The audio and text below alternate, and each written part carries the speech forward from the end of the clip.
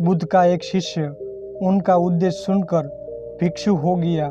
वह एक दिन नगर में भिक्षा मांगने गया। नियम था कि 3 घरों में ही भिक्षा मांगी जाती थी।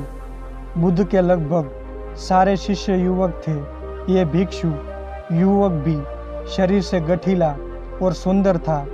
एक तो वह यौवन के रंग में रंगा हुआ था, अर्थात तन में आकर्षण था। दूसरा मन पवित्र था, अर्थात मन में ईश्वरीय शक्ति भरी हुई थी। जिसका तन और मन दोनों सुंदर है, वह परमात्मा के निकट है। वह भिक्षु एक घर के सामने भिक्षा मांगने के लिए रुका। वह मकान वासवदंता नाम की एक वेश्या का था। वह भिक्षु की आवाज़ सुनकर तुरंत बाहर आई और द्वार पर देखा कि एक सुंदर नौजवान जिसका शरीर गठा हुआ है एवं उसका मुख अलौकिक आभा से युक्त है। उसको देखकर ऐसा लग रहा था कि वह भिक्षु युवक शांति और आनंद में डूबा हुआ है। वेश्या उसे देखकर हैरान हो गई, जबकि वह स्वयं भी बहुत सुंदर थी। सारा वैशाली नगर उसके पीछे घूमता था कि वह हमको स्वीकार कर ले, हमसे विवाह कर ले, पर वह किसी को भी स्वीकार नहीं करती थी। उस बलिष्ठ और सुंदर नौजवान भिक्षुक को देखते ही वासवदंता उसे अपना दिल दे बैठी। उसने भिक्षुक से कहा, घर के भीतर आओ, तनिक बैठे। भिक्षुक ने इनकार कर दिया। देवी, मैं अभी नहीं आ सकता हूँ। वेश्या ने कहा, भिक्षु कभी इनकार नहीं करते, कोई बुलाए तो जाना चाहिए। मेरे भवन के भीतर आओ। हे भिक्षु, अगर भीतर आओगे तो कुछ न कुछ तो पाओगे ही। भिक्षुक ने कहा, अगर कुछ देना है तो द्वार पर ही दे दो। उस वेश्या का दिल और दिमाग उस युवक के आकर्षण में बिल्कुल डूब चुका था। उसको कुछ सुनाई नहीं पड़ रहा था। वह भिक्षु कुछ क्षण रुककर आगे की ओर बढ़ गया। दासी ने आकर कहा, अब द्वार पर कोई नहीं है, भीतर चलो।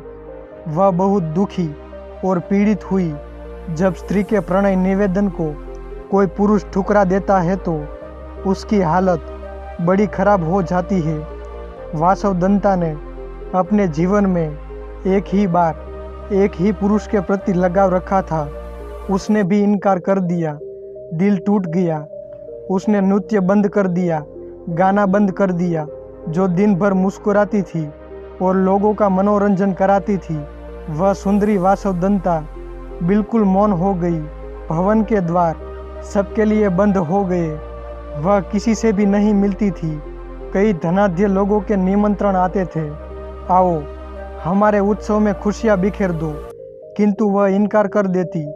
एकांत को उसने अपने जीवन का साथी बना लिया। दासी अच्छा भोजन बनाती थी, पर उसकी भूख और प्यास को वह भिक्षु मानो सदा के लिए ले गया हो। वासवदंता को रात दिन वह भिक्षु याद आता था।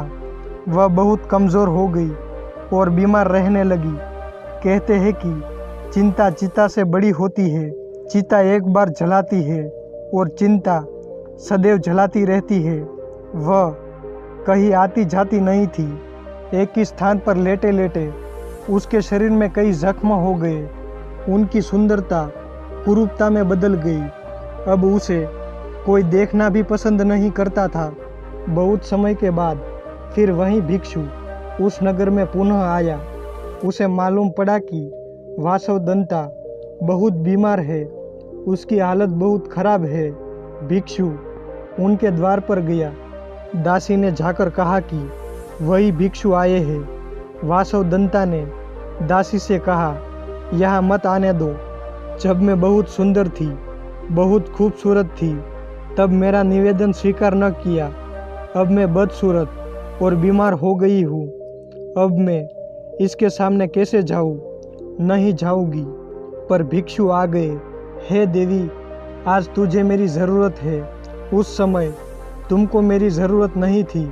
उस समय तेरी सुंदरता, तेरे नाच गाने से मोहित होने वाले हजारों थे, किंतु दुख की घड़ी में सब दूर हो जाते हैं। अब तू चिंता न कर, शर्मिंदा मत हो। मैं तेरे पास रहकर तेरी सेवा करूँगा। भिक्षु ने पवित्र भाव से उसकी सेवा की। वासवदत्ता की वासना मिट गई, उसका विवेक जाग उठा। भिक्षु उसे बुद्ध के पास ले गए, उससे प्रार्थना की, मुझे भिक्षा दो। बुद्ध से भिक्षा पाकर वह भिक्षुणी हो गई, अपना जीवन पतित से पावन कर लिया। इसलिए दोस्तों कहते हैं, बुद्धं शरणामि गच्छामि।